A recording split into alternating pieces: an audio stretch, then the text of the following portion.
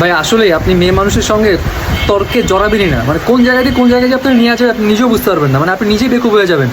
আমি কেন আর্গুই করতে গেলাম? বিষয় হলো এখন বৃষ্টি পড়তেছে খুব সুন্দর, বাট কয়েকদিন ধরে রোদ উঠতেছিল, ছায়া হইতেছিল, সবই ঠিক আছে, সকালবেলা রোদ ছিল। তো ডাক্তার বলে দিচ্ছে যে আমার বাচ্চাকে একটু রোদ খাওয়াইতে। তো সে বারান্দা দিয়ে রোদ খাওয়ায়, জানলা দিয়ে রোদ খাওয়ায়। আমি তাকে বলি ছাদে নিয়ে যাইতে, সে নেয় না। তো কালকে ছুটির দিন বাসায় ছিলাম, তো রিক্সা নিয়ে বাইরে হতেছিলাম, রোদ খাইতেছি, বাইরে হইতেছি। পরে আমি তাদের জিগাইলাম যে এই দেখো আমি প্রতিদিন দেখি সকালে এই টাইমে রোদ থাকে, তুমি কেন ওদের ছাতে নাও না রোদে? হুট করে বলে যে না মেঘ থাকে, এখানে মেঘ থাকে, আপনার অফিসের ওখানে রোদ থাকে। আচ্ছা ঠিক আছে, ভালো কথা। তো আমি বললাম যে কোনো না কোনো সময় তো রোদ থাকে, তো ছাদে নাও না কেন? এক পর্যায়ে বলে আপনি আমাকে বাগান বিলাস ফুল কিনা দিচ্ছেন, বাগান বিলাস ফুল গাছ কিনা দিচ্ছেন। আমি বললাম বাগান বিলাস গাছের সাথে রোদে নেওয়ার কী সম্পর্ক?